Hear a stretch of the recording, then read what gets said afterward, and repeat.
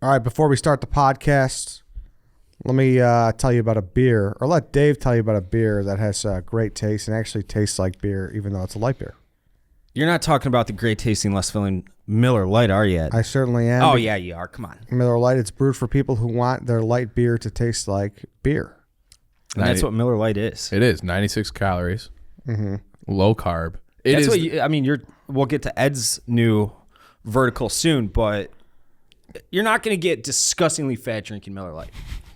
I don't think so. I mean, to me, that's Just gotta watch yourself with anything. Yeah, and so I'm in the process of a move. I bought a case. It is currently sitting in my fridge. It is gonna be. If you want to talk about all-time beers, like the finished move beer, when you sit down on that couch for the first time and you hear that, you're not quite all the way there yet with the move, but mostly all the big stuff's done. Yeah, The moving Miller Lite is a top tier beer. I can't, I'm salivating just thinking about That's it. awesome. It's been a process. Yeah, so the moving Miller Lite. So get Miller Lite delivered right to your door. Visit MillerLite.com/redline, or you can find it pretty much anywhere they sell beer. Celebrate responsibly. Miller Brewing Company, Milwaukee, Wisconsin. 96 calories and 3.2 carbs per 12 ounces.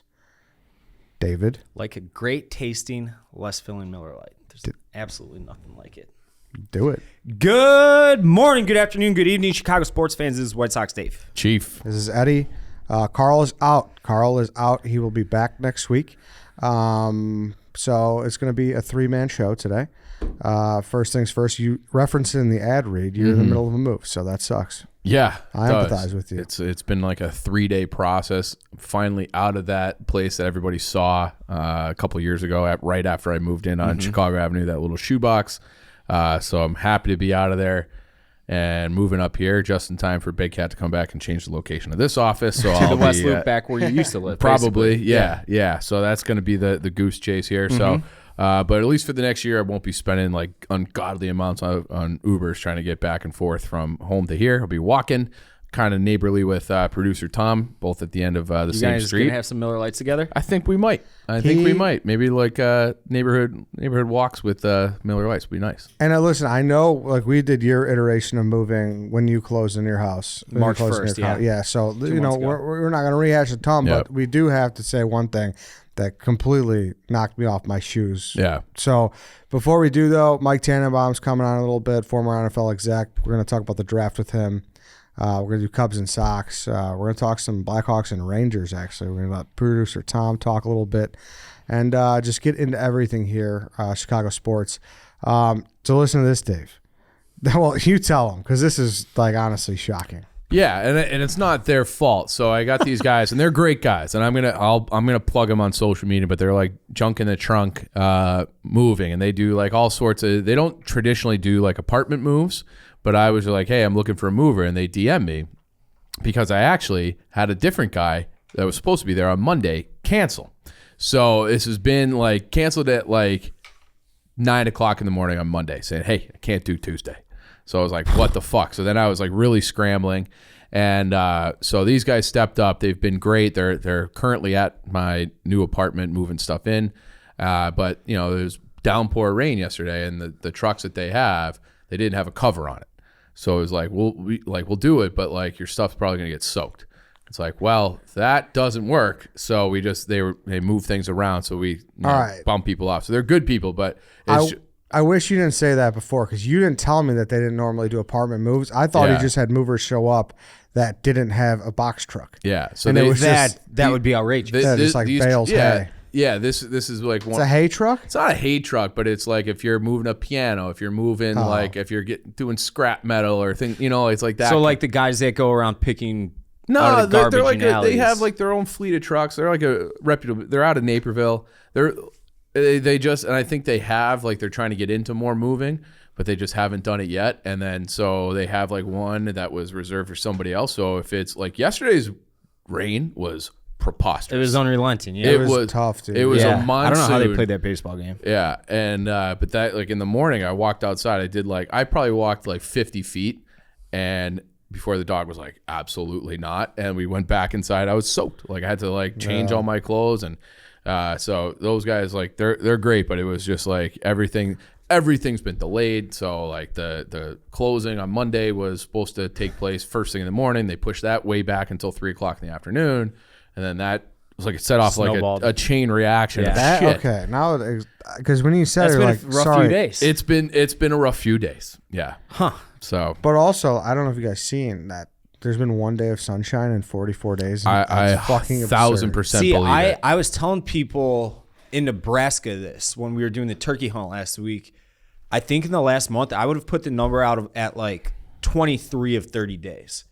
And I'm like, that's probably still high because it just seems like it's raining a lot. Then I saw that quote. This has been the worst spring of all time. I think It's so, May too. right now. It's 40 degrees. That's impossible.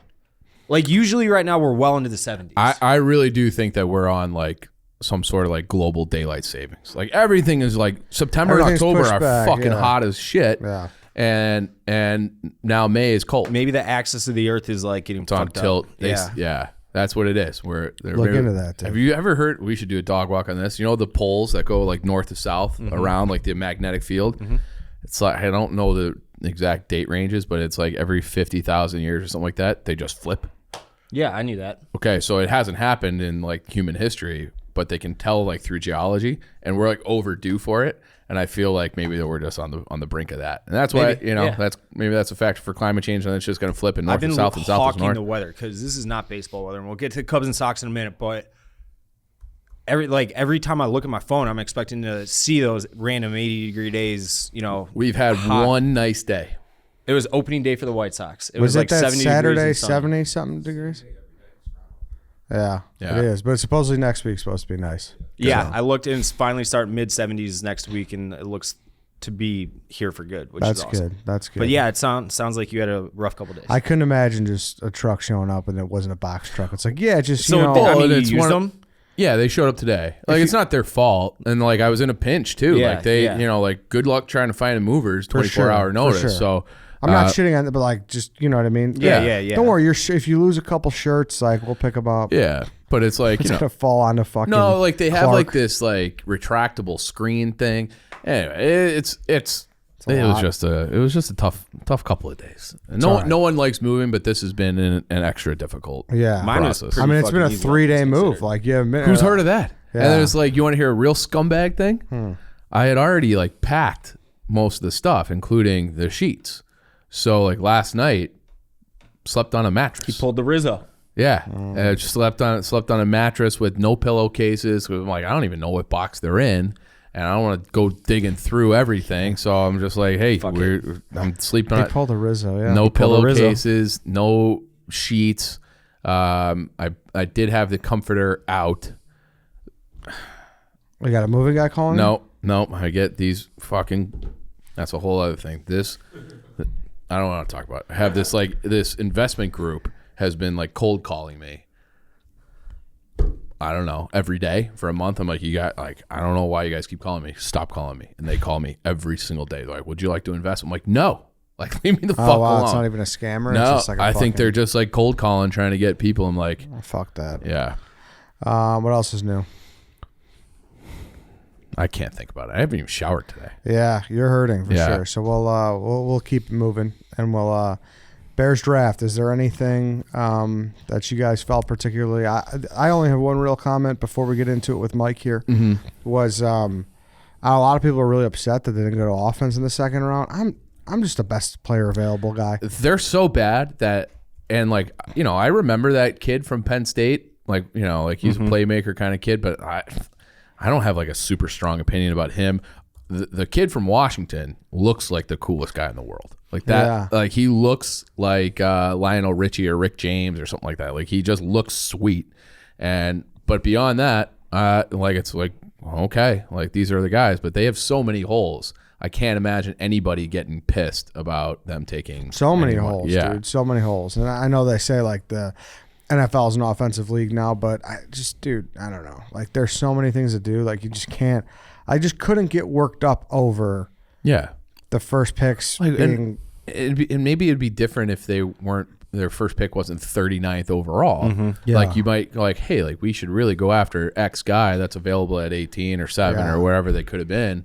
But it's like, you're really going to get bent out of shape about second and third round picks? Like, can't be me. Like I get the Vulis Jones like hesitancy because why is that? Because a lot of people think he's just going to be a kick returner. It's like, high. If that's all he is, that's a high third round pick. Very high, yeah, for sure. And I talked to Mike about it here in a second, but it's like, that's kind of fucked up if that's true. But I think like I'm hoping that polls have bigger plans than that. I hope so too, because if he does, like, I think like everybody, like, you again, like, that's a Tennessee guy. I watch a lot of Tennessee football. I still have a soft spot for Tennessee football.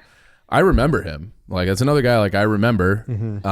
But I'm wondering if he's looking at, if you think about all the different Chiefs wide receivers that have been like so explosive in those offenses, I don't remember any of them in college. That's true. Yeah. Like Hardman, Tyreek Hill. Who's the other guy I'm thinking of that's like a similar, like, they're all the same. They all end up being like carbon copies of each other, I feel like. Yeah. And I'm wondering if Velus Jones, if they're like, well, he never really had a quarterback and Tennessee's been a fucking dumpster fire, but he checks all our boxes, like, athletically, and like, maybe there's something there. Maybe there's something there.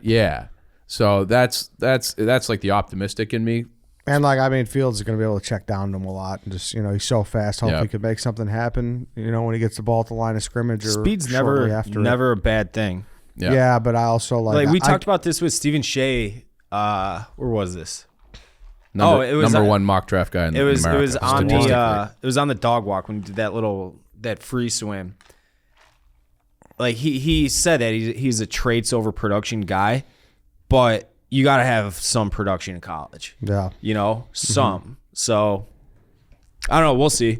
I'm not going to sit here and act like I know anything about most of these guys. I do know who Velus Jones is. Yeah. And I think that probably means he was pretty good. And people, it's a good way to put it, Dave.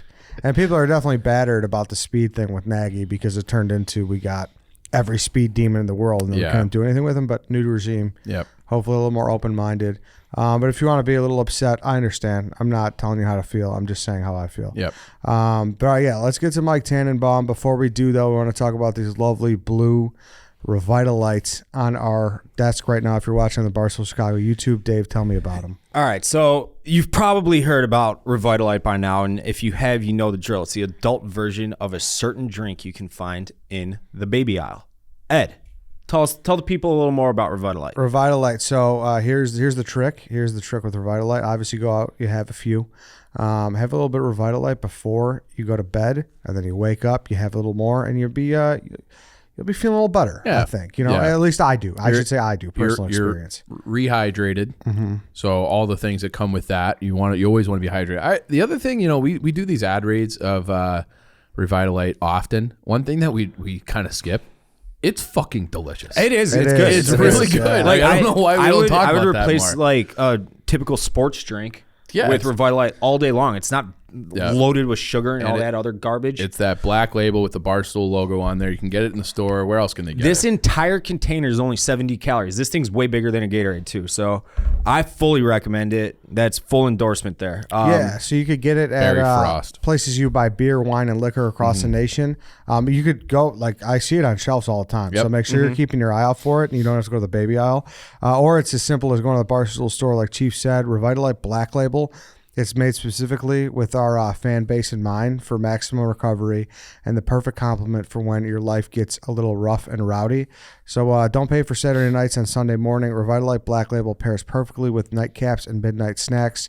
Your nightstand will feel naked without Revitalight, so stock up. Pick it up today in store or online at the Barstool store, and tweet us or tag us at Drink Revitalight in your morning after stories. Yeah, and this is like the summer, and I don't know about you guys, but there's just something about drinking in the sun that just takes it fucking out of me. So if you're this is the time of year you really got to be. I got hooked on it last year during the Windy City Smokeout, and now if I'm drinking outside in the summer, I'm smashing one of those before I go to bed. Beautiful. All right, David, let's get to Mike Tannenbaum. Give us a whoosh. Whoosh. Okay, so now we are in the interview portion of the show. We're joined by former NFL executive and ESPN analyst Mike Tannenbaum. Mike, I wonder, is it next week you guys get to breathe? Like, this week you're just recapping everything before this, you're analyzing. When do you guys get to breathe? What's that moment? Yeah, I think it'll be next week. We can start transitioning from the Bears to the White Sox and the Cubs, right? Yeah, exactly. So thanks for coming on. We appreciate it. And obviously we're going to talk some Bears. We're going to talk about the Bears draft this past weekend. So first round, right when everyone thinks we're about to get Justin Fields some weapons, we're about to make some things happen, Ryan Poles kind of zags on us and goes defense with Kyler Gordon and Jaquan Brisker. Let's start with Gordon. What do you know about him? What could you tell our audience about him? And do you like the pick at where it was? And do you like the fit for the Bears? Yeah, 39th pick overall, absolutely. Him and McDuffie were really underrated. Washington struggled, but their secondary was really good. I did the ESPN radio broadcast, and we interviewed Kyler in person in Vegas, and really engaging guy. I think he has length. I think this is a guy that, for Coach Eberflus could play some man-to-man. I thought he was a willing tackler.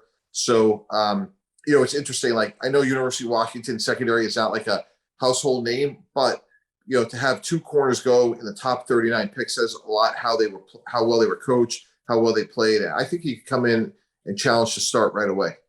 And then I saw you tweeted about Brisker. Were you a little more high on Brisker than Gordon? Yeah, I like Brisker too. I think Brisker is going to come in. I think he's a little bit more of like these sort of like new age safeties. Like he has like some position flex. A safety has to play man to man the slot. He can blitz. I like him. I think his athleticism, his ability to play in space, that's really what a safety is now. Like, it's really interesting. Some of these slot receivers are a little bit bigger than they've been in the past. And I think Brisker's physical and athletic sort of like his traits really match up well. Is the safety position, it felt like just a couple of years ago, people didn't value it as much. And now, a lot of teams are going 3 safety look and whatnot. Is that the quickest turnaround ever? Is that what you're seeing too? What's going on with the safety position in general? Yeah, I think the safety position may be more important than like the third linebacker. So, just from a standpoint of so many teams are playing 3 wide receivers or 4 wide receivers. So again, Brisker's athleticism, I think, really equates to where the game is going. And he should be, look, your third corner is playing 65, 70% of the snaps anyway. I mean, your third corner and those safeties, like, again, they're playing more now than the third linebacker. Very rarely are you going to be in, what we would call like regular, which would be 3, linebackers, because the opposing team's not going to be in a 2-back formation. And, a big thing here, Mike, is people, we got these 2 players. Obviously, you seem to like them.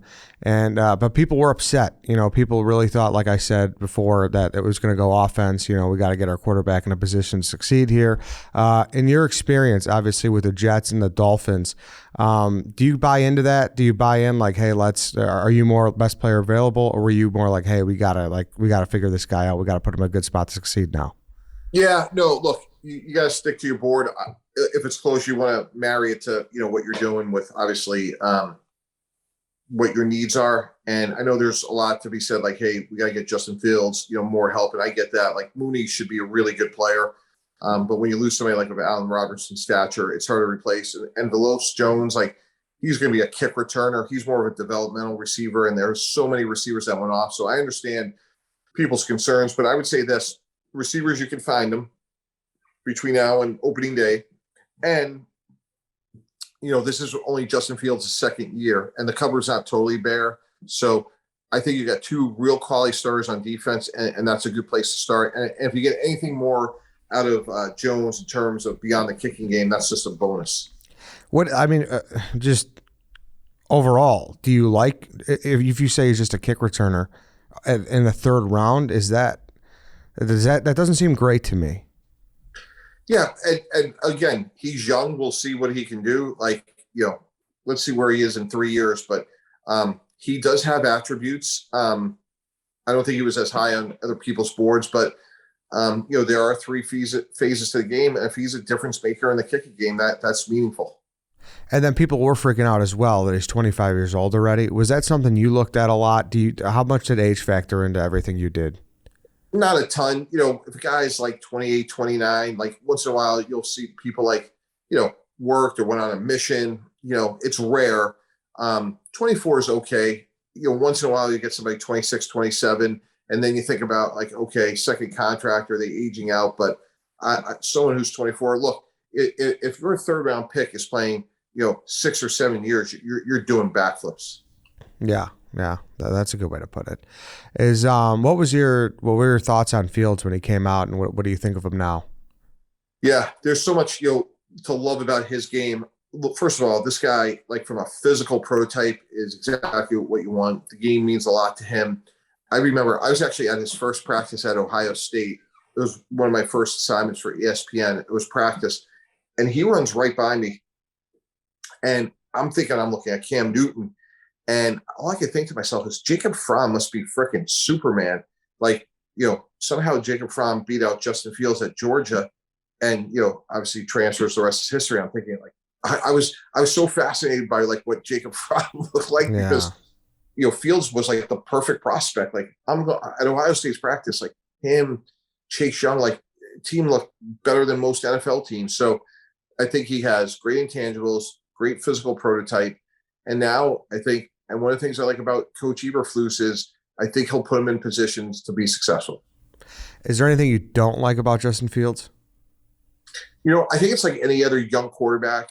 He's going to have to win playing left-handed. And what I mean by that is, people are going to try to keep him in the pocket, move to his left.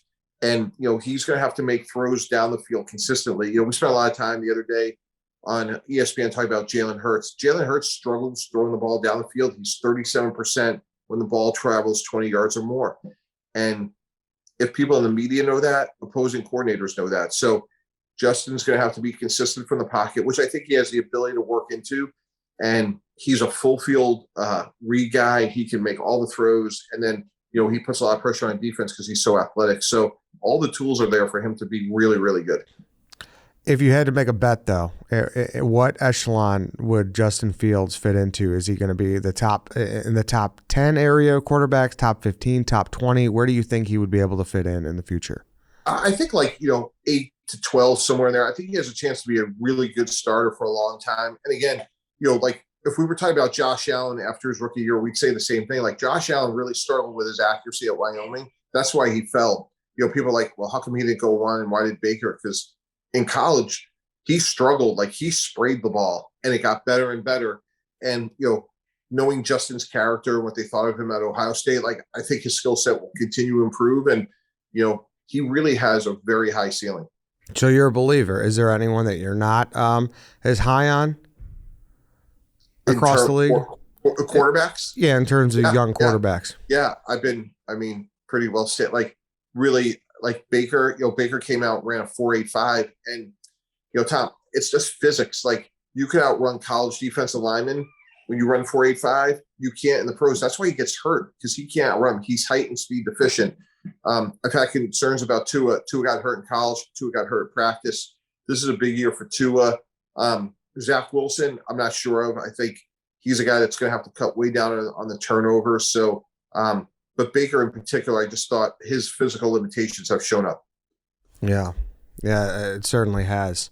As far as the Bears as a whole, their later round picks, did any of those guys stick out where you maybe like, hey, look out for this guy or something you like particularly about one or the other? Robinson's a little bit of a good athlete. We'll see how that translates. The rest of the guys, I think they're probably more developmental, like Ebner from Baylor. Some of these guys, may not even make the team, start on the practice squad, but they took a couple of shots at some of those down the line offensive linemen, Kramer from Illinois. We'll see who they hit on. It seemed like they went a little bit of the volume route, which I understand why Ryan Poles would do that, just from a standpoint of year one, try to change the roster over, change the culture. I can see why they would do that in year one. Yeah, so you would were you ever in a situation like this where you had to go with more picks or you had to make a bold move? A couple times. Yeah, absolutely. Did that a couple times in my career. First year with the Jets, we tried to flip the roster, and we did that also in Miami. Where Adam Gase went to infuse a whole bunch of people at the same time. So it's not unlike for Coach Eberflus and Ryan Poles to want to do that in their first year. What is so you were to the Jets and the Dolphins. What are some of the bolder moves you would say you made when it came to draft season? Yeah, I've been part of a few big ones. We traded up for Mark Sanchez, who started off great, won a bunch of playoff games, got to a couple of championship games. Probably involved with the most controversial move of all time, which was Laramie Tunsil. Laramie Tunsil was a great person who had a bump in the road, and we're sitting there with the 13th pick. We had Brandon Albert, felt like we were going to be in the corner market, defensive tackle market. That video comes out, and we wound up getting the best player in the draft at 13. Yeah, that was crazy. Did you see he's selling that as an NFT? I saw. I saw that. Yeah, we've come a long way, haven't we? We certainly have. I mean, that was what was going on in the room when you guys saw that? I'm just telling you, Tom, it was crazy. It was like, we're like, first of all, he was the number one guy on our board. Tennessee had the first pick for a while, and we're like, oh, Tennessee's going to take a tackle. We shouldn't even spend time with him. He gets the 5. Baltimore needs a tackle. I'm like, oh, he's going to go 5. They take Ronnie Stanley. We're like, all right, the Saints need a tackle. They're in front of us. Get to 12. They don't take him. And I'm like, wow. So sitting there with Adam Gase, Steve Ross, our owner, Chris Greer, our GM, and we're like, hey, this guy, like, our reports on him were good. Like, good guy, great relationship with his mom, good teammate, the whole 9 yards. We're like, this is too good of an opportunity. Like, people make mistakes, and, it worked out. Made all rookie as a guard. Yeah, I mean, it's crazy. I don't know. What year was that? 2016. 2016. I mean, yeah, I guess 6 years later makes a big, but I don't think we've come that far. I feel like it was just maybe an overreaction, and it certainly was. It seems like, right? I think it was really the timing of it. Like, that video came out as the draft started, so I think there was I think 24 hours later, he's a top 3 pick. I don't think there's any question in mind that's what happens. But when that comes out, and I've been there. Like, you're sitting in a draft room, it's player A or player B, and you're like, that it spooked some teams, and candidly, like, that became an opportunity for us. Yeah. No. Well, that was good for you guys. Did they ever find out who leaked that?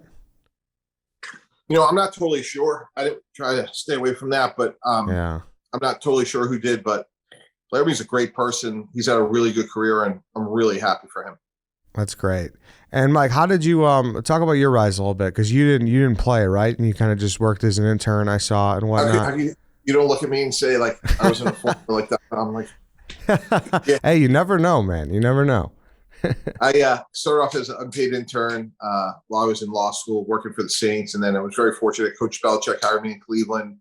And then he recommended me to Coach Parcels, got to the Jets. And just really, I've been incredibly fortunate. Started at the bottom, literally driving people to the airport, and came and GM at the Jets. We had a great run, 16 years there. Then I got to know Steve Ross, the owner of the Dolphins, did some consulting, ran the Dolphins for 4 years. And then when that ended, went to ESPN. Wow. I mean, some of those car rides, who's a notable car ride that you had to drive to the airport? No, not a lot of guys you would like still remember to this day, but like there were, and when you work for Coach Belichick, like, he'd make you come back and be like, what kind of guy was he? It was interesting. Like, Coach Belichick, and there's a lot of wisdom that, like, who you are in life is how you treat the driver, the waiter, the waitress. And, he didn't want jerks, and he would rely on us to say, like, hey, this is not our type of guy. And it was really an eye opener for me about, like, team building and people. Like, all those things are really important. Yeah, I mean, were there any, like, weird questions he asked you? Like, I know it's like what was the old Moneyball thing, like, oh, if his girlfriend, or, if he has blue eyes or something. Was there, like, a weird thing where it's like, what kind of snack did he get at the gas station? One thing we hired a psychologist to help us with our question asking. And, one of the things that's funny, we would ask players when they came in for interviews, what's one nice thing you've done for somebody in the last day? And we do that at the combine. You're talking like 60 players. Just their body language alone was fascinating. They're like, oh, I've been traveling. All right. Like, have you done anything nice for anybody? Because some of these players, like, they've been great since the 8th grade. And, like, all they know is, like, adulation. And we want to know, like, can they be a great teammate? So it was so interesting how people would answer that. The other question we would ask them is, like, what's something that you work really hard at but were unable to accomplish? And some of these guys, like, you just knew they were going to be really hard to manage. Yeah.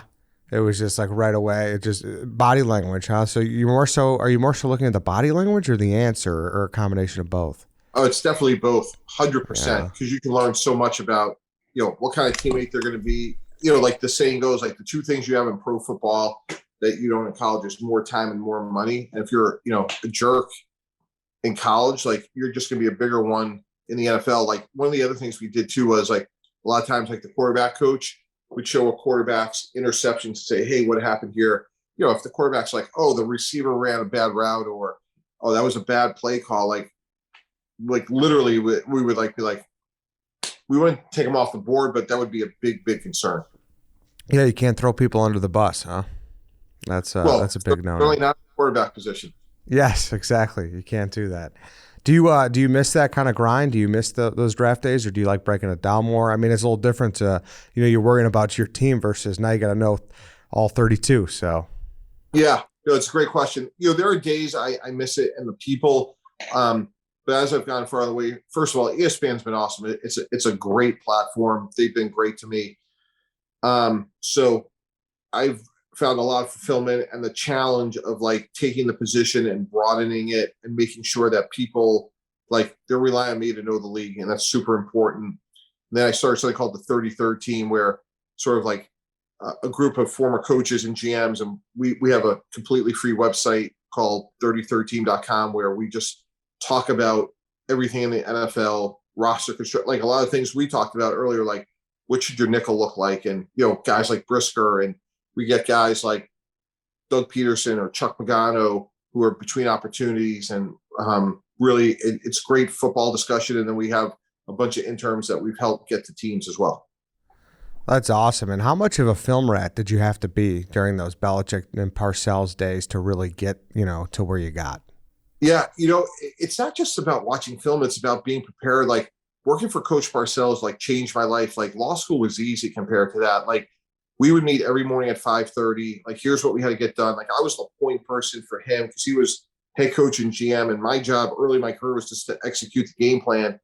But just taught me the power of preparation and being able to come back. Hey, we're gonna get this deal done or not. He used to call me Mr. T. He's like, well, Mr. T, like, were you not prepared in the negotiation, or did you get your ass kicked? Which one of those two things has happened here? I'm like, Coach, I think a little bit of both. But was that your least favorite part? Was contract negotiations? No, my least favorite part was laying Coach down, telling him no. I'll tell you a great story. So it's the last cut, and it was a player, Corwin Brown, who unfortunately wound up having some challenges off the field, but he gets cut, and New England the last cut, and Bill wants to sign him, and I will go to my grave with the story. And he's like, he gave me an amount of money, like, don't go over the sign bonus. That should be more than enough. I want him driving down from Providence down to Long Island. Here's like, get his equipment done. I want him in the special teams meeting. He's playing this week. Let's go. And I expect him in that team meeting at 8 a.m. tomorrow morning. And this is like 6 o'clock at night. Call up his agent, guy I know really well. I'm like, hey, give him the spiel. Like, Corwin's going to be a Jet. Here's the role. He's playing on opening day. And here's what we could pay. And I don't want to waste any time. This is what we have allocated. And we got to get going here. We got to get him driving down. He goes, Mike, that all sounds great. The only problem is like Jimmy Johnson's blowing up his phone. The Dolphins are going to pay him more. I'm like, well, that can't happen. Like, he needs to be a Jet, and this is what I have. He's like, you got to match it. If you match it, he'll come. And this is like getting late now. It's like 9:30, and Coach was like early to bed, early rise. And I paused for a second with like the most biggest pit in my stomach.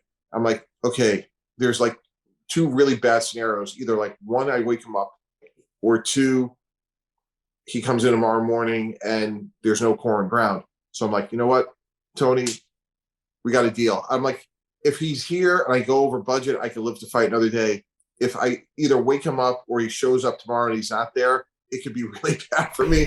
So it's like one of the first times like in my career, like, all right, I'm like, F it. Like, I'm making the decision here. Like, we're going to spend the money. We're going to get Corwin Brown. He's going to be a Jet.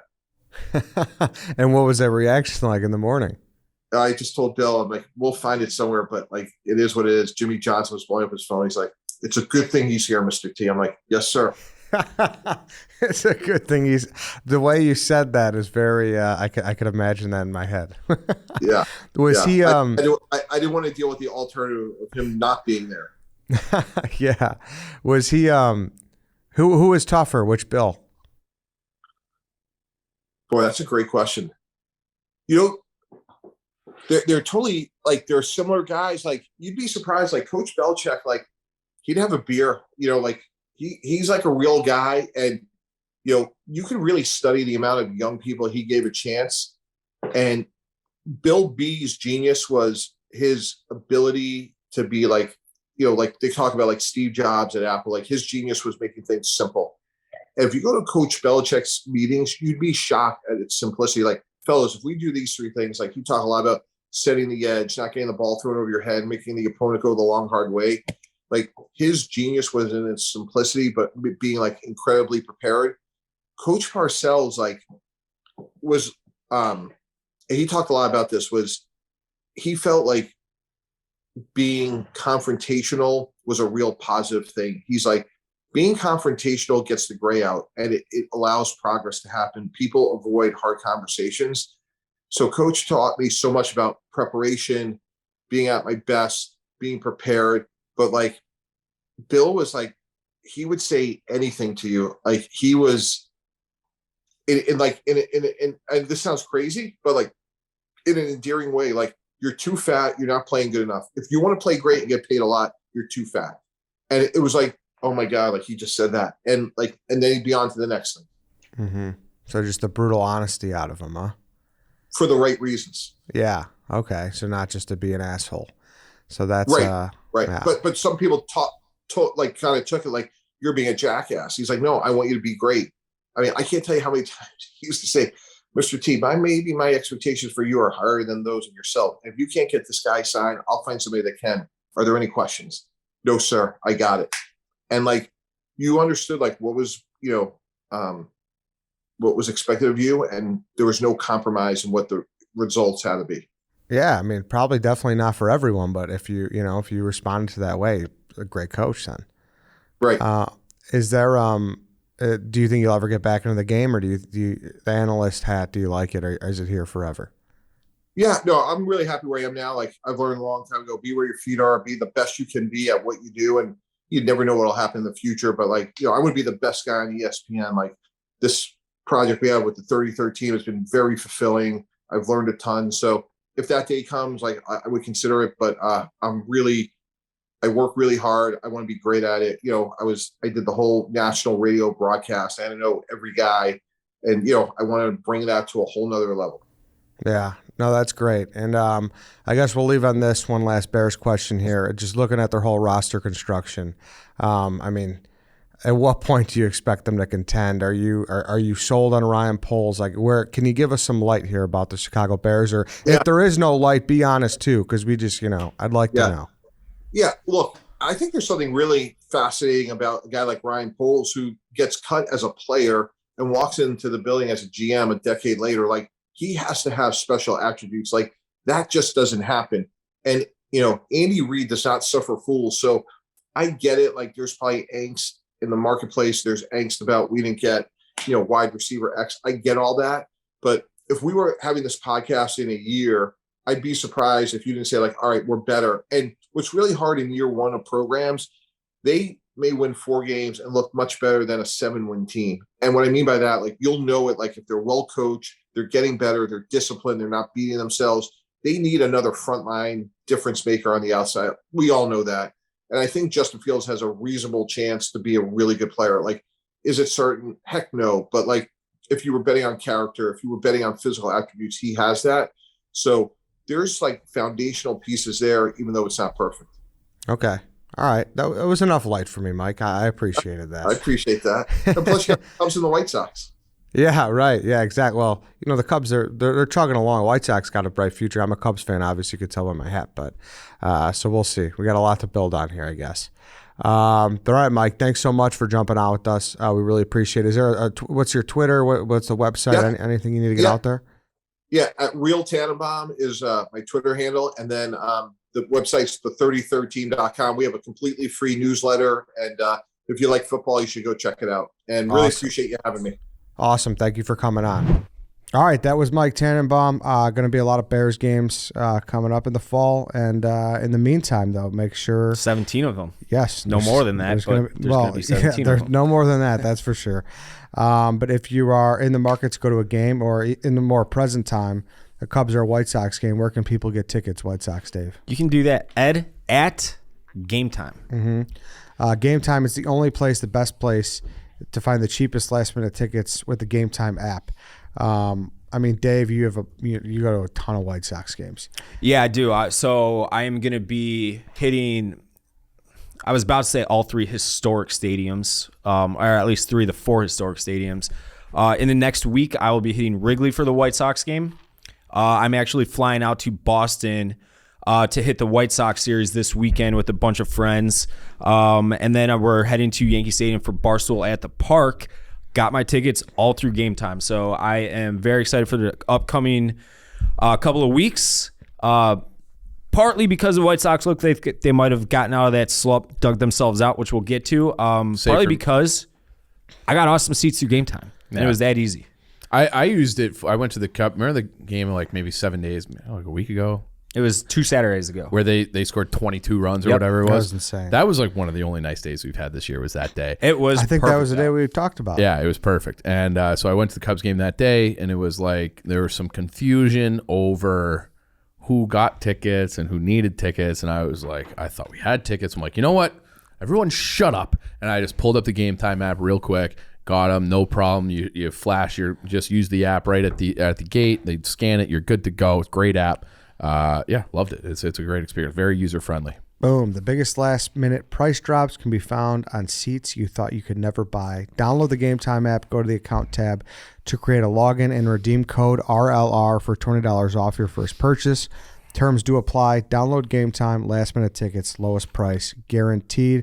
White Sox Dave, I gotta fucking tell you, buddy, it's pretty convenient that you go on a turkey hunting trip in the middle of the White Sox losing 8 straight. It was bad, man. It was really bad. That was the probably the worst stretch of baseball they have played. Rebuilding years, non-rebuilding years in a long, long, long, long time.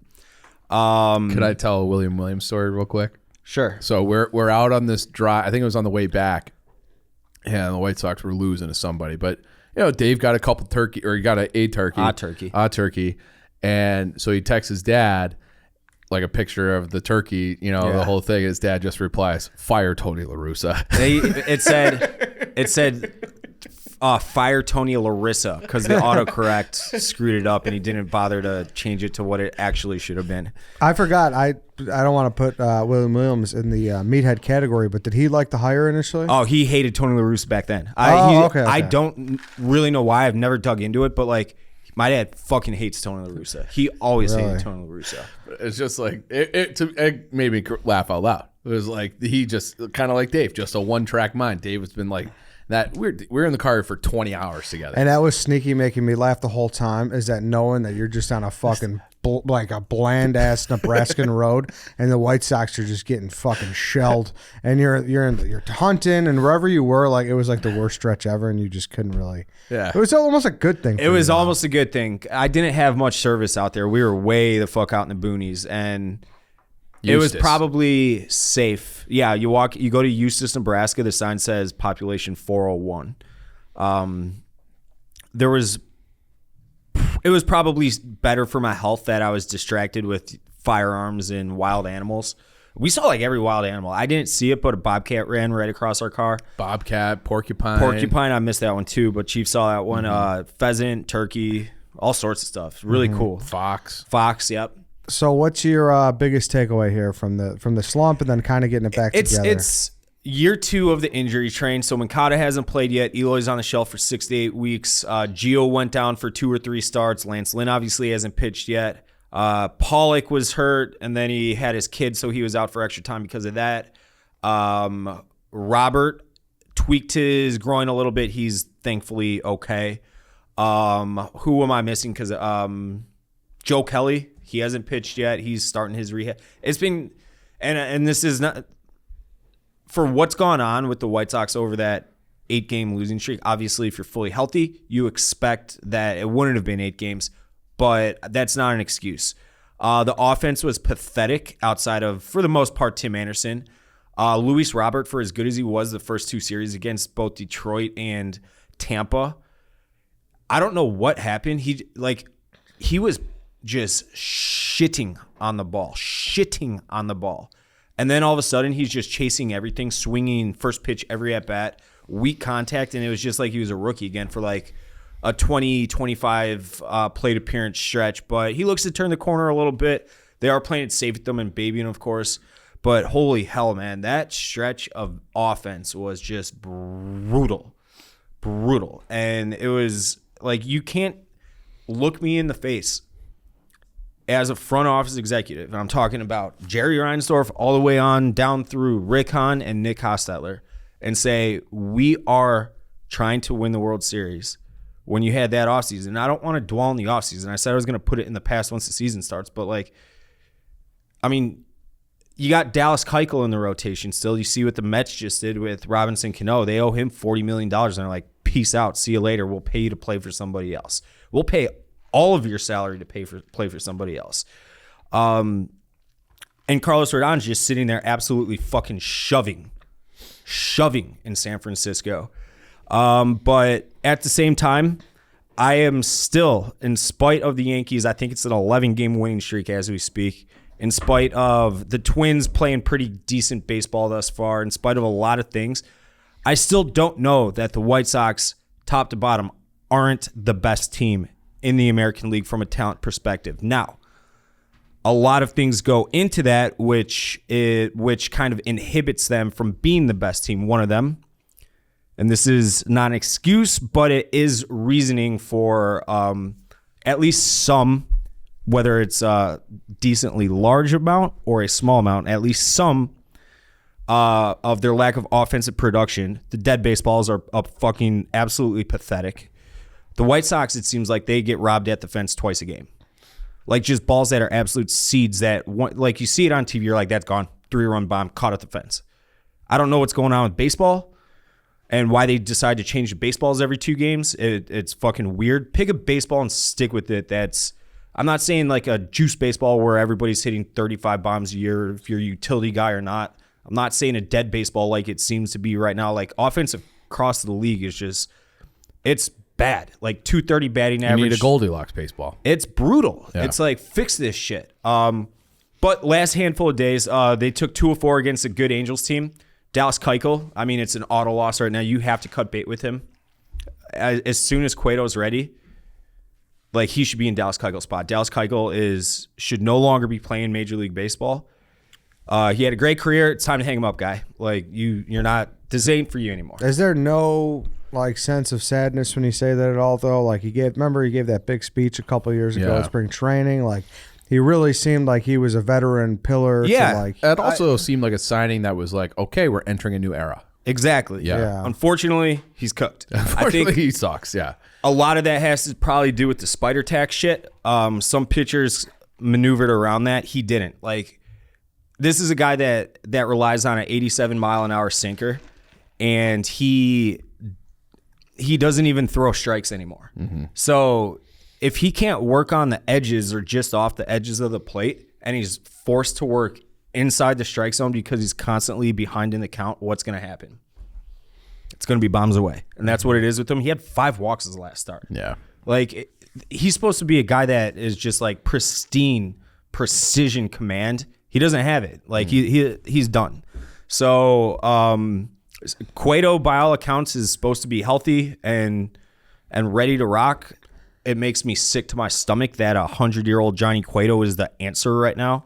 But just like, I mean, that's like one of those. If he's the answer, what's the question? Like, that's like the answer was very simple.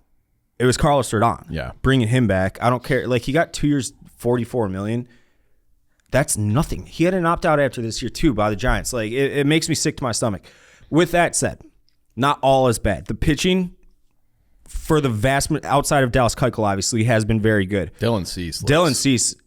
I told everybody this in a blog. I said, Eloy Jimenez, that's not going to happen anymore because he's hurt. Good value for a futures play on a home run, league-leading home run bet. And then I said Dylan Cease for the Cy Young. He looks like Cy Young. Yep. He looks incredible. I think he's coming to the offices in the next week or two, but he looks incredible. He looks the part. Giolito, he's doing Giolito things. He looks great.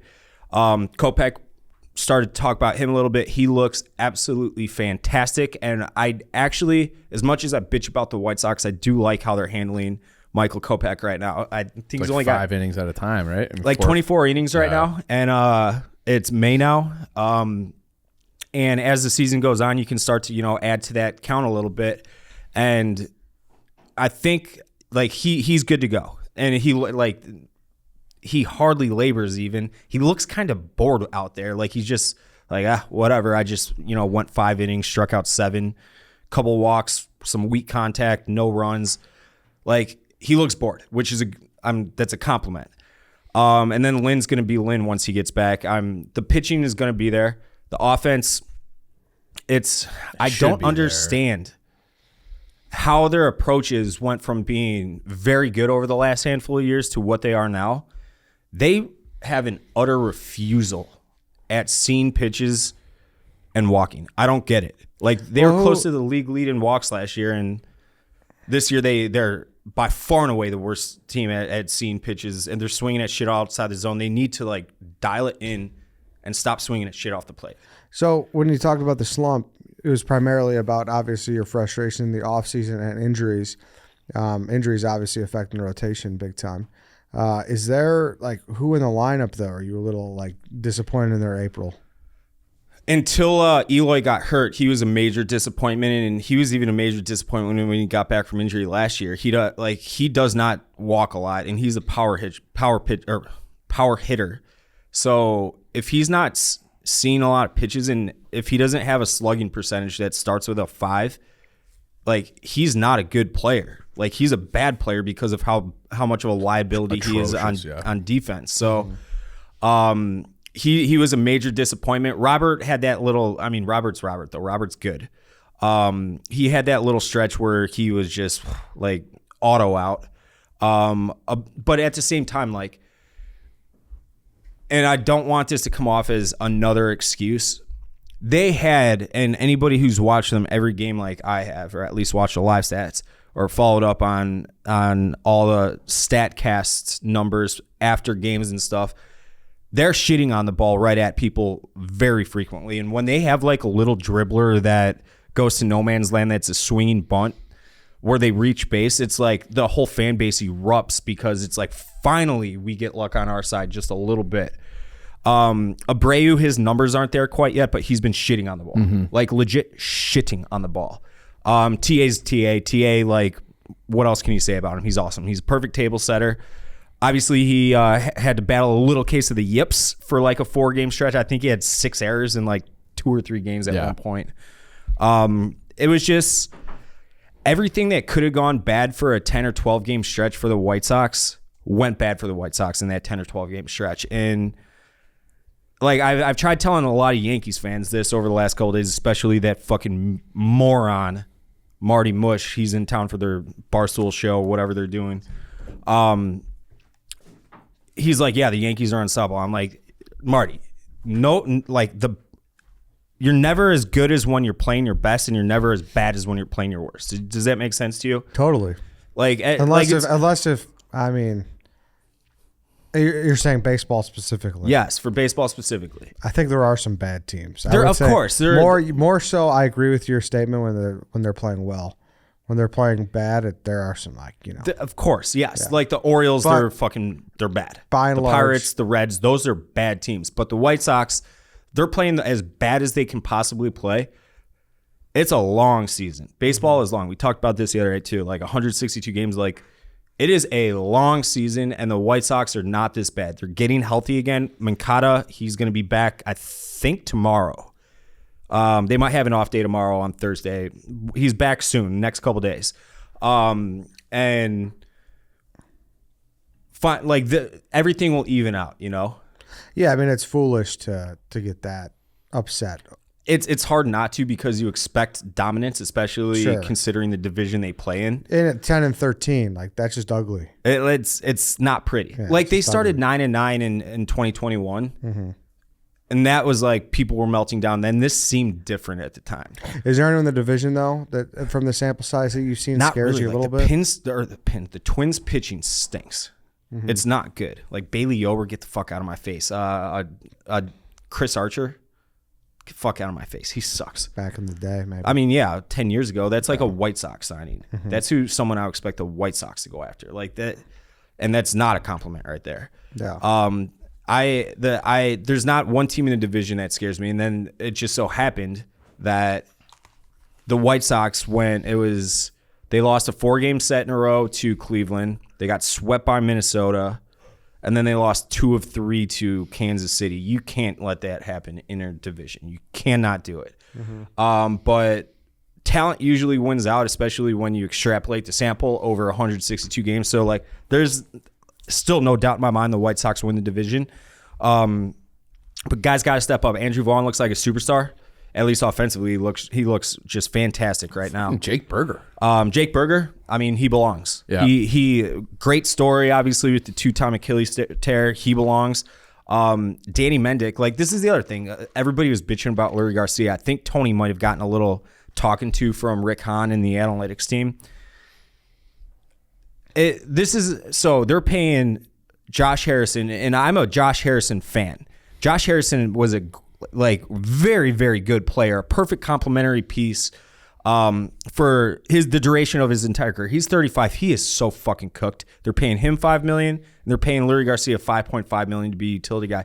You could have the exact same fucking production out of Danny Mendick or Yolbert Sanchez, who's tearing it up in AAA right now, who is a bigger signing for them out of Cuba, or Rami Gonzalez, who's struggling to the naysayers' defense in Charlotte right now. But like, those 3 guys are giving you the same production. You're paying Harrison and Garcia $10.5 million when you could be paying $700,000 to Mendick and $700,000 to Yolbert Sanchez or whoever else. And there's your second baseman. If you need to add to those 2 or trade for someone at the deadline, there's your move. $10 million, go and give it to Carlos Rodon. Nothing made sense of what they did this offseason, and it's biting them in the ass as we speak. Like, they still don't have a second baseman. They still don't. Pollock's he's struggled since he came back from having the kid. But like, that can't be all that they haven't. Like, if that's their answer, like, they're lying to the fan base's faces about being serious about winning a World Series. But we'll see. I did say that these 2 games against the Cubs are going to be, especially today, because they've been horrific against right-handed pitching. Kyle Hendricks is obviously Kyle Hendricks. The White Sox have historically fared pretty well against him, especially Jose Abreu. He shits on him. We'll see. I mean, Kyle Hendricks can spin a gem on any given day. And so if they win today, that'll be 3 in a row. Off day tomorrow. Boston's really struggling offensively, just like the White Sox, but that, I think, if they win today, take 2 or 3 from Boston, we'll be in a good shape. Slingshot yourself into the summer. Yep. Well, we'll see. And then there's also 7 games against Yankees coming up. I always get excited for that because I like to see May schedule. Though. Yeah. Who with the White Sox? The White Sox too. Yeah, I'm looking at it right now. Yankees, Blue Jays are in June. Kansas City, Boston, Cubs 2 more, Guardians. So we'll see. All right, that was talking baseball. Also, obviously, Carl's out. Go watch Bleacher Bum, and there's a lot of great Cubs talk on there.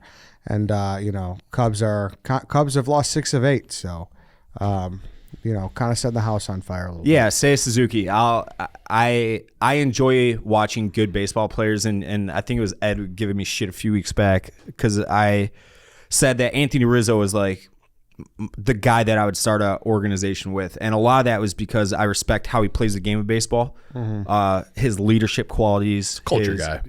Like, he is a fucking perfect building block when he was in his prime. But he's off to a fantastic start for the Yankees right now. But, like, I can objectively say when a Cubs player is good or not. Seiya Suzuki is struggling right now. He is going to be fucking good for the Cubs. You like him. Oh, yeah. He is going to be he spits on pitches that someone who hasn't, like, so in Japanese baseball, they don't use a ton of horizontal break from what I understand. So not a lot of fading changeups that like away from a lefty from a righty, and not a lot of cut from righties to a lefty. So it's more straight up and down. So high fastballs and splitters down in the zone, and that's just like their way of doing it out there. Like the way he lays off of sliders this far off the plate as a rookie that's never seen these pitches before is fucking absurdly hard to do. It looks like fastball, slider at the last split second. I don't know how he does it, but he's doing it. He's struggling right now, though. He's going to be a great one for the Cubs, and they are very lucky to have him. He's young. He's athletic as fuck. He's going to be a good one for the Cubs. Complimentary day with the Cubs. You like to hear that, and you don't hear it often. I mean, the Cubs. I mean, I hope I'm wrong there. Yeah, make no mistake about it. Well, I mean, they got plenty of holes elsewhere, so at least having a good right fielder is fine. All right, that's baseball. Now we're going to kick it over to hockey. It's going to be a nice little Blackhawks Rangers minute. Not much in the Blackhawks, I hope. I mean, it's fucking dead. I have a couple of things I want to say off the top, and they're somewhat related. I am, I'm watching every game, right? Like I'm on this game, commercial break, flip over to the other game, watch both games, the late games. Every single game features a former Blackhawk in a prominent role. And it's sickening. And quickly, Ryan Hartman on Minnesota. Thank you to everybody who bought a shirt. We raised $59,000 for children in Minnesota. So credit to you guys. But so he's in there for Toronto or for Minnesota tonight. I was watching Toronto against Tampa. David Camp scored on a breakaway. They let him walk for nothing. He would have been, he's a perfect fourth line center, penalty kill guy. I don't think he ever scored on a breakaway. It seemed like he always had breakaways for the Hawks. He never finished.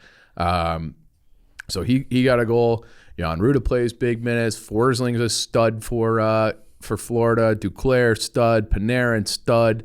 And then Tom and I basically just jerk off to Condre Miller over text because he is I saw that kid. I saw him at. I think Tom just came in his pants. Yeah, I mean he is. He's like, oh man, he is phenomenal. And I had a friend of mine who was a coach for the Chicago Steel. It's a USHL team. So and they played out in Geneva, out by my parents. So I would go to the games, and they played the USA U17 team one time. So we're talking Condre Miller at 16 years old, scout brain chief, and he had just switched to defenseman. And I'm like, that kid is going to be awesome. So at 16 years old, I'm like, he's going to be a fucking superstar. And then it was that draft. It was the Boquist draft. And they ended up getting Boquist and Nick Beaudin. And I was like, man, I think this Condre Miller will end up being the second best defenseman in the draft. I was wrong. He's the best defenseman in that draft. So he played, what was it, Tom? 50 fucking minutes last night? I think 42. 42. Yeah. Okay. Yeah, how many? That was. It went to triple overtime. So an extra 60, so 120. Almost. Yeah, he played half the game. Yeah. Or over, so a 110-minute game. And it's just he had this. People are like, I don't know if he's going to have the hockey sense. And they had all these little nicks about him. Like, this guy's going to be fucking fine. And there was a moment in that game where it was like, you had Evgeny Malkin, one of the, Hall of Famer, greatest players ever, coming in on him one-on-one, and Miller just put him in his back pocket. Hand on his chest, you're done. Separate the guy from the puck. It was textbook, perfect defense. And it just doesn't matter. You put Carolina's playing Boston tonight or Teravainen.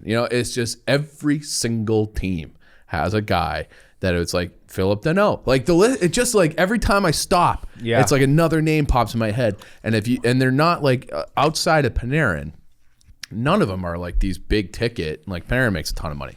All the other guys are yeah, you can afford him. They could afford. They have guys making that much money on the team now who suck.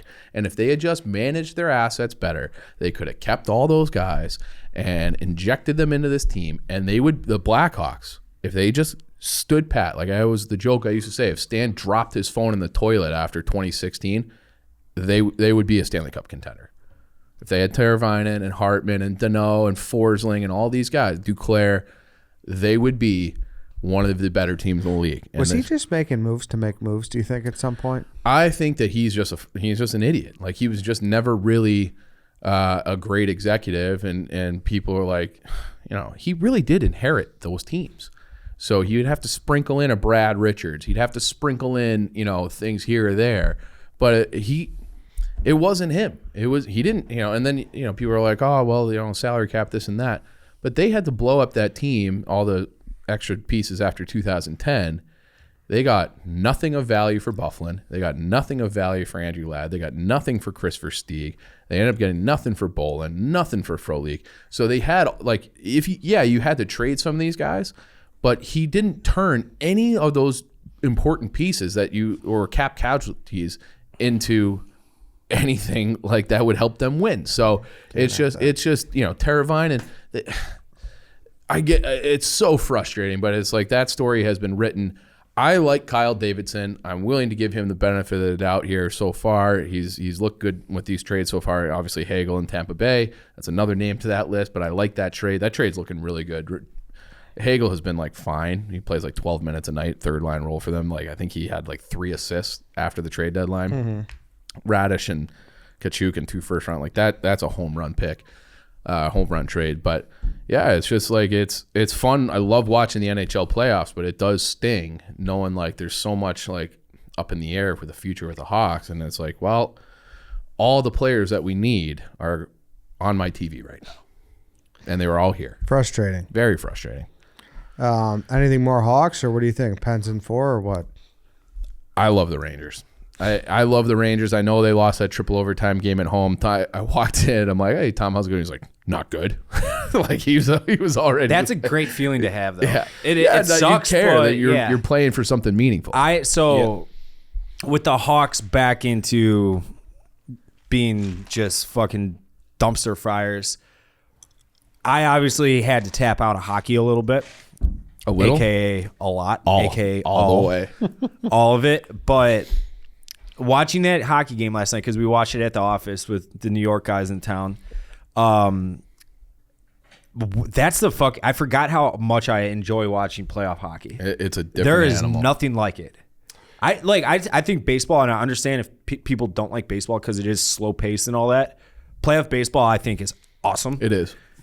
NHL playoffs are the fucking best playoffs. Part of it outside of March Madness, but that doesn't really count. It's different. And I would still, if you could give me one, I would still take the NHL playoffs. And it's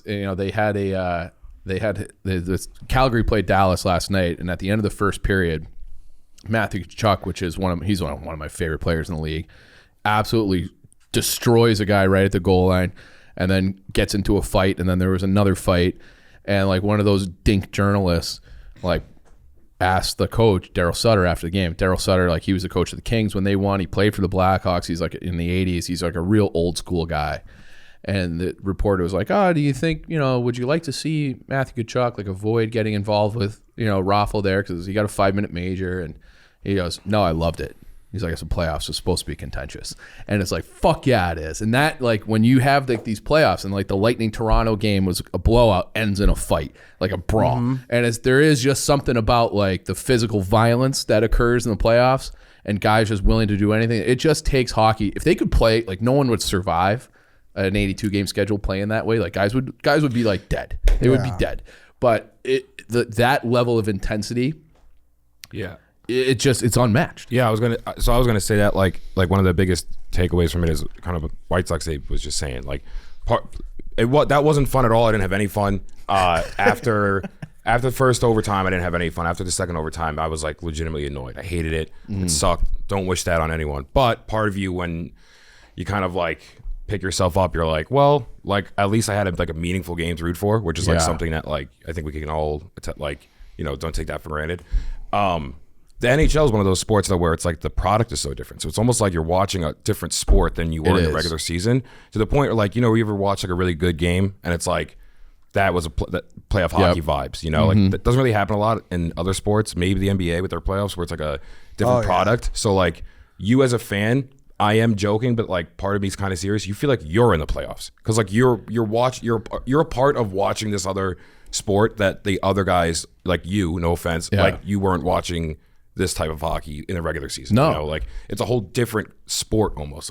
playoff hockey now is entirely different. So like it's exhausting to be a part of that because the players are playing differently. So you're rooting differently. So Right. you're like on the edge of your seat, like exhausted. Well, I thought your text to me last night made me laugh out loud. Yeah. Because I texted him about, like, here's a casual. I think he had like 39 minutes at that point for Condre Miller. And Tom Lay goes, well, it's 5 hours of game time for Tom Lay. It was. And it's just like, and even though you're just sitting there, it's like you do have an elevated heart rate. You are tense. And it's the thing with hockey is that one goal, it doesn't matter when it happens. That could be it. That could be the last goal of the game, and that could be the deciding factor. Yes. So every single shot matters. And like you don't get that in basketball. And it's something that I forgot about because of like this 5-year stint, or like even 5 years ago, maybe I didn't pick up on that. Now I'm like older and I've probably been watching more hockey in the past 5 years where I've noticed that. I'm like checks and the icings, like those like small things all of a sudden become the biggest deals in the world. Yep. And that's happening nonstop. So it's exhausting. It's like mentally exhausting. It's emotionally exhausting. Yep. I mean, your ass is puckered every time it's in your zone. Every single Just time. get it out. Yeah. Get it out. And then like the way, I hate to make Tom relive it, but it's like you probably like jumped off the couch when they scored the goal and they would called back for goalie interference. You're like, fuck. And then no offense really happens for another 3 hours of real time, and then you'll lose. So it's just, and there's no benefit of fucking overtime in playoffs. You can't be like, well, we got a point, No, it's like all that's the worst part. It's sudden death. It was 3 overtimes. They played an entire second game for no reason. Yeah. Bro, I mean, what the King series, but the elimination game went to playoffs, right? Oh yeah, yep. That was, I went to overtime. Sorry, excuse me.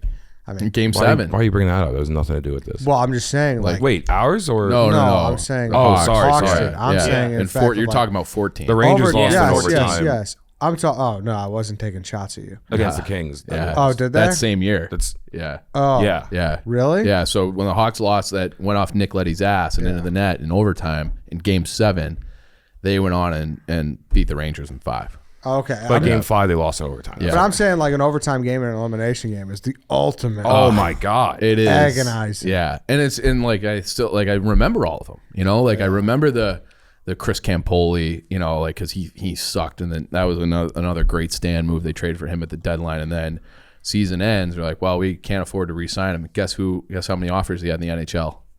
Zero. And he had like the brutal turnover. And the same thing when they lost to St. Louis in 16, it wasn't sudden death, but they had like a late game turnover by Eric Gustafsson. That was it. And they had the Seabrook post to post. Like every little moment is amplified to the nth degree. It's crazy. It really is. And so yeah, it's brutal. It's absolutely brutal. And it's at the same time, it's the best. Like Tom, like you're miserable today. I've never been more jealous of a miserable person in my life. Always, Dave. So we were watching in separate parts of the office, and we were like 10 seconds ahead on our TV, so we knew what was going on. I kind of wanted to. Pens just to watch people die. Yeah. No What the offense, fuck? Tom. No, it was nothing against you. It was against people. Hey, listen. That's part of it. This is okay because now you can never feel bad about wanting them to watch him die if the White Sox lose. No, but you're the worst, Dave. You're like the worst. Fuck you, Dave. We watched you die, and you were like not even fun about it at all. You were like the That's biggest the mope. point. Like, I love watching people die. yeah, It's I want like to watch you die then, Dave. yeah. I would hope you do. Yeah. Yeah, I don't want you rooting for the White Sox because of me. I'm Fuck not. yourself. Yeah. What? I think it's like he should enjoy watching you die the same way you should enjoy watching Absolutely. him die. Watching your friends die Absolutely. over their sports team, It's the best thing on the planet. If your team's out of it, which the Hawks have been out of it for I don't know, years. No, that's different though, because he's not a hockey fan. Like if Well, like, Nick that's was rooting for no, but you just said I can't relate to that. No, I'm sorry. all right. Like I'm not as big of a baseball fan, so like I'm I'll not like change being it. like, oh, I hope Dave dies because like I'm not as emotionally as invested. For like with me and you, Chief, that would make more sense. See, all right, I'll change you're it. like, I'm jealous. I wasn't actually hoping that, but like I was thinking, I'm like, if Balls and Tom over there got their guts ripped out, like that'd be pretty funny. But like when if they would have won, I wouldn't have batted an eye. I wouldn't have been pissed. Just like I wouldn't have really cared if you guys Sucked so much. Like I would never be happy for you for the Rangers winning the cup. I would not be happy for you. No, exactly. I wouldn't expect you to. Yeah. That's And I like you, Tom. I really know. like you. Yeah. But I don't want you to be happy or and I would be experience even joy. I would be even less happy if the Hawks somehow ever won a cup because I'd be like, you're number 4. Yeah. Well, it's just I wouldn't hold your breath. So Head into the White Sox versus Cubs game. Go White Sox. Have fun, all right, David. Let's talk about innovative here, Chief. I love innovative. Yeah, if you're getting your ADHD medication and it's a total headache, it's time to switch to Innovative ADHD. Innovative is a real medical clinic, not one of those online-only refill That's services. really important. Yeah. If there's been some news stories about some of these other, that probably would try to be like innovative, they're not that. So the innovative it is the way to go. It is a real medical clinic. You guys should be using it. They take insurance. And they're based here in Chicago. Yep. They're medical providers you can trust. You'll definitely want to use them for your ADHD management, But you can also turn to Innovative for other things related to primary care or urgent care. You just go once, and then you could, turn it into like a telemedicine thing where you just hop on a Zoom call. Very nice, very easy, very seamless, really. Go to innovativeadd.com to sign up. Must be a resident of Illinois. And like Chief said, they do take insurance. Other companies don't do that. So that's very important to know that you could be covered. Just make sure you check them out, innovativeadd.com. So you think the Rangers are still going to win the series? I do. I think they're the better team. The Penguins look pretty good last night. I think if you're gambling, you take advantage of that right now for the series. I think the Penguins. I'm obviously biased, but I think the Penguins played at like pretty close to what their ceiling is. You can't expect them to do that for the entire series. Yeah. Don't want to eat my words here, but I think that's one of those series that when you look at the bracket, you're like, I'm going to be watching a lot of that one because I think that was the worst part. Like being on Twitter during the breaks last night, realizing like, oh shit, the rest of the world right now is watching this game. Well, it's New York, I don't want Sidney people to watch Crosby. this. Yeah, you want to be anonymous. Someone's going to die, and it might be us. Yeah. So I think it's going to be a very competitive, very good series. I do think the Rangers are the better team. Tom, I don't know if there's been an update. What's the deal with DeSmith? I was goalie? checking that out. I didn't see anything updates. They probably won't say anything at this point. We're recording on Wednesday because that's another one of those hockey playoff things where it's like, we'll see. It's lower crazy, body, it's lower body. Yeah. So You like Louis? So this is like. Can you give me a little bit of his backstory? Because I was a little unfamiliar. Were you watching the game? Oh yeah. So did you see when they panned to him? Like we didn't even know if the Smith was leaving even yet. Yeah. I was watching the MSG broadcast. Like Sam and Joe, they didn't know yet. So like the goalie, like the Smith's like at the bench and he's talking to the coaches. They're like, we don't know what's going on, and they panned to Deming, and he's just like behind the glass, like shaking his head, going like no, like kind of like laughing, like no. Yeah. Like he said in the interview he thought they were like joking. Yeah. So it was insane. He's played 2 games for the Penguins this year. He is the definition of a journeyman. He's also one of those guys. I have been betting against Louis Domingue, I want to say since 2015, and like they're like if it's become like the people who have been around for a long time, like as my followers, like this is like a running bit. Where it's like Domingue's. I didn't know that. Oh yeah, That's awesome. That's why I live bet the Rangers. I'm like, this guy fucking sucks. Like, there's no way that they're not. Like, I've bet against him when he was a goalie for Tampa, Arizona. Like, he's been so many places, just like perpetually up and down. And I don't know how he keeps getting so many chances because he is not good. He is like, to me, maybe the worst NHL goalie of this era. And so when they put him in. It was the first overtime, right? Or it was like the second overtime. Second overtime, okay. Yeah. And like right away, like they were just like throwing these kind of butterfly shots. Like Adam Fox took one, and it was like, let's just put it on. Like it's like it's a cold goalie, and it's Louis fucking Domingue. Like there are very few goalies that I think I could score on. I think I might be able to get one by Louis Domingue. Like he's so bad. He's so bad, but he's been around like forever. And it's just like, I don't know what the deal is, but he keeps getting chances. And there's, like our guy, Scott Darling, like Scott can't get another chance. He's better than Domingue and like has been track record, all that. Like Domingue Scott has had like the highest of highs. Mm-hmm. Domingue has never done anything but be terrible. And he just keeps like, I don't know what it is, but he keeps popping up. And so like I live bet the Rangers in that moment. Like I couldn't get that bet in quickly enough on the Barstool Sportsbook app.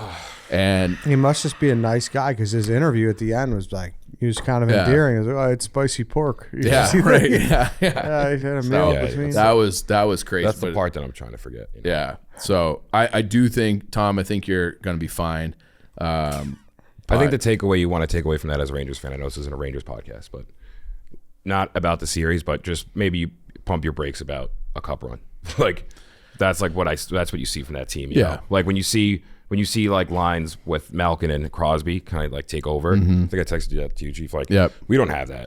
Like sometimes Fox shows signs of it, and sometimes like Panarin does, but like I don't know. It's just that X factor in the playoffs. You know, that you can't really. Well, and those guys, they just know how to do Exactly, it. They've been doing it for forever. And I do, like Panarin has that game breaking ability. Fox definitely does.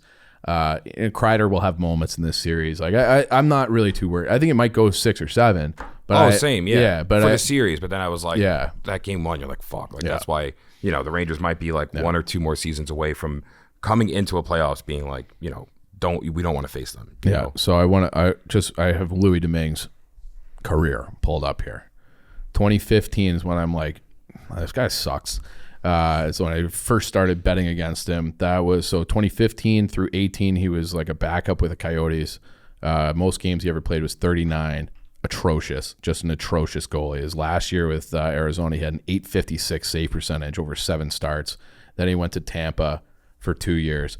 Then over the last since 2019, okay, he's been with Tampa, New Jersey, Vancouver, Calgary, and now Pittsburgh. So it's just like cut by the Flames, you're cut by the Devils. Like the Devils have been one of the worst teams in the league for a while, and save percentage 882, 870. Jesus Christ. So fucking bad. Last year with Arizona, 856.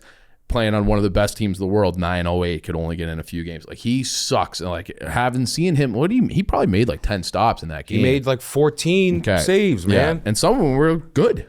It was like, how the fuck is he doing this? That's why it's like I'm trying to be positive. Yeah, Like, I think the Rangers going down have this rabbit hole. even if it's DeSmith, like you still have a That's what I'm saying though. Yeah. We were supposed to. I personally bet the Rangers money line before game 1. Yeah. And like I thought they were. I don't know. He thinks the curse of, or he thinks the fix is in. The fix is Oh, in. I do. I mean, we didn't go over that, but that was. I don't know how to. That was the other thing I was going to say, by the way. The whole like, it's good to be in meaningful games. I lost my mind about that, and so did everyone else. I mean, I almost want to put it in. We saw today almost like we were like, we were just getting over it, and this makes it so much worse. The Pittsburgh broadcast, the announcers were like, "Yep, this will be a goal. This will." They were really? like explaining it, like, and the announcers were like, this will be a goal. It wasn't interfering, and then to overturn it, it's just so suspect to me. And then like you have like all these people on Twitter being like, like we're not usually like it's the most annoying thing to blame the game on the ref, but that was a goal and that was on the ref, so it's kind of crazy. But then like you kind of like take a step back and you're like, I'm so used to this being every other playoff series that I'm out of, so it's like, yeah, we have now one of these controversies. Yeah. And like it sucks you're on the other end of it, but like haven't had one of these in a while. Like that feeling of like getting your heart ripped out from a game from like shady playoff. I saw it happening in the NBA. Yeah. You know what I mean? Like all these refs are I didn't acting think different in the playoffs. Live, I thought it wasn't because I saw the push. I always ended up being fine with that call. And then I was like, I decided They're in your pockets too. Then well, you want to see the Sydney? no, I don't. Narrative. I definitely do not. I'm like ready to be done. You with thought that there was Penguins. enough on the ice to overturn it? I mean, in the video replay, you thought there was enough to overturn a goal called on the ice. That's a good. That's a my good point. Yeah. I don't think there was. Yeah. Well. Yeah. I think ultimately that I would say overturn kind of complicates it a little bit, but ultimately I thought that was the right call. We'll talk about this later. Yeah. Shout out Louis fucking Domingue. Louis Domingue, you bitch. All right. Anything else here as we start to wrap up? I know there was LaVine talking about it. Was a little. What did you make of it? So I said like someone was Ominous. That sounds like he's packed his bags. And I saw it like the NBA is one of those things, at least that pisses me off because it feels like guys make their decisions about leaving and where they're going to go like years in advance. Like we saw that with LeBron and Wade, obviously, and Bosh, and we've seen it a few other places, Kevin Durant, etc. But it's like, I can't remember. So one of the guys on the Spurs tweeted out a thing with LaVine in a Spurs uniform, and it was just like, like as soon as the season was over. And then it's like, and then you see LaVine, and I was like, fuck that. And then you see LaVine's comments, and it's like, oh, like that's actually what's going to happen. Like that's what's going to happen. Yeah, but I think they play that game too. Like they let them know, like, hey, just so you know, I'm not afraid to leave. Yeah.